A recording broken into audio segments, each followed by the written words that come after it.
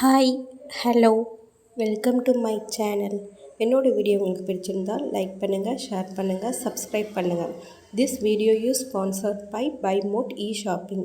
இந்த ஷாப்பிங் ஆப்பில் நமக்கு தேவையான எல்லா பொருட்களும் லோக்கல் ஸ்டோரை விட ரொம்ப கம்மியாகவும் குவாலிட்டியாகவும் கிடைக்குதுங்க.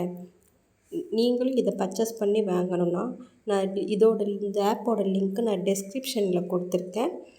செக் பண்ணி பார்த்து நீங்களும் பர்ச்சேஸ் பண்ணுங்கள். வாங்க வீடியோக்குள்ளே போகலாம்.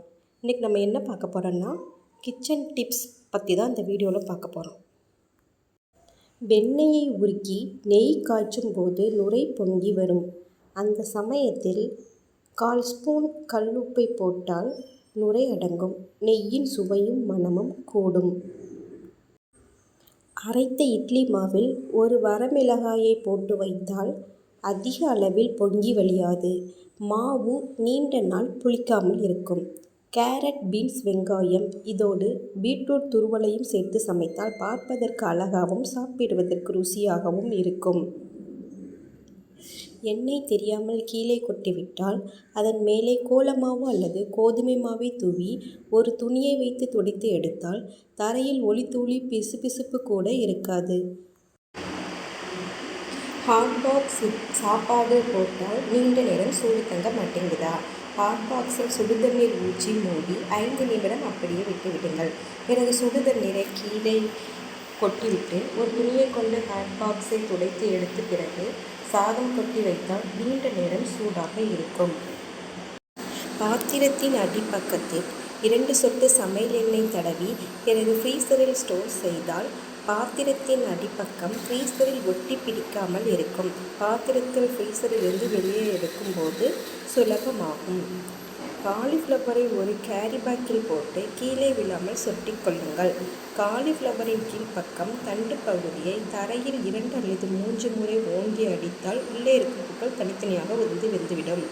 கத்திரிக்காய்களை வாங்கும்போது அதன் தோல் மெல்லிசாக இருக்க வேண்டும். அப்போதுதான் உள்ளே இருக்கும் விதை முத்தாமல் கத்திரிக்காய் ருசியாக இருக்கும்.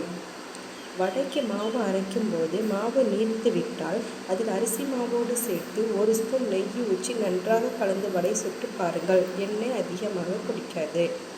ரவையை வறுக்கும் போது அதில் 2 சிட்டிகை உப்பு சேர்த்து வறுத்து ஆறவிட்டு கண்ணாடி பாட்டிலில் ஸ்டோர் செய்தால் நீண்ட நாட்கள் புழு வராது.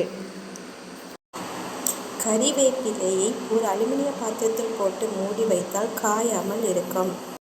சப்பாத்தியை சில்வர் பேப்பரில் சுற்றி வைத்தால் சூடாக இருக்கும். கொத்தமல்லி இலைகளை நன்கு ஆய்ந்துவிட்டு தண்ணீரில் அலசி காய வைத்து காய்ச்சப்புகாத டப்பாவில் வைத்தால் பல நாட்கள் கெடாமல் இருக்கும். அதிக தண்ணீர் வைத்து காய்கறிகளை வேக வைக்கக்கூடாது. ஏனென்றால் காய்கறிகளில் உள்ள வைட்டமின், மணம், சத்துக்கள் போய்விடும். ரவா, மைதா டப்பாவில் கொஞ்சம் வசம்பை தட்டி போட்டால் பூச்சி புழுக்கள் வளையாது. மாவு பிசையும் போது ஒரு கரண்டி பால் சேர்த்து பசைந்து கொழுக்கட்டை சுட்டால் விரிந்து போகாமல் இருக்கும். தோசை மாவு அரைக்கும் போது கொஞ்சம் ஜவ்வரிசியும் சேர்த்து அரைத்தால் தோசை மெல்லியதாகவும் கூடுதல் சுவையுடன் இருக்கும். மொறுமொறு தோசைக்கு மாவை நன்கு மொறுமொறுவென வெந்த பின் திருப்பி போட தோசை சுவையாக இருக்கும்.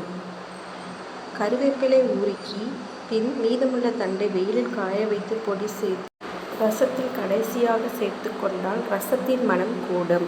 சாம்பார் தண்ணியாக இருந்தால் பொட்டுக்கடலையை மிக்சியில் அரைத்து சாம்பாரில் சேர்க்கலாம். சாம்பார் கெட்டியாவதுடன் சுவையும் கூடுதலாக இருக்கும். காலிஃப்ளவர் உணவுப் பொருட்களை தயாரிக்கும் போது அதில் கொஞ்சம் பால் சேர்த்தால் பச்சை வாசனை மாறிவிடும். பீட்ரூட்டை நீங்கள் மற்ற காய்கறிகளுடன் சமைக்கும் பொழுது இதனுடைய நிறம் மற்ற காய்கறிகள் ஒட்டுக்கொள்ளும். இதனை தவிர்க்க முதலில் பீட்ரூட்டை தனியாக ஒரு வாணலியில் எண்ணெய் விட்டு லேசாக வதக்கிய பின்பு மற்ற காய்கறிகளுடன் சேர்த்து செய்யும் பொழுது இதன் நிறம் மாறாமல் இருக்கும். மைக்ரோவேவ் அவனில் வைக்கக்கூடிய கிண்ணத்தில் தண்ணீர் நிரப்பி அதில் எலுமிச்சை அல்லது ஆரஞ்சு தோல்களை போட்டு சிறிது நேரம் சூடாக்கினால் மைக்ரோவேவ் சுத்தமாக இருக்கும்.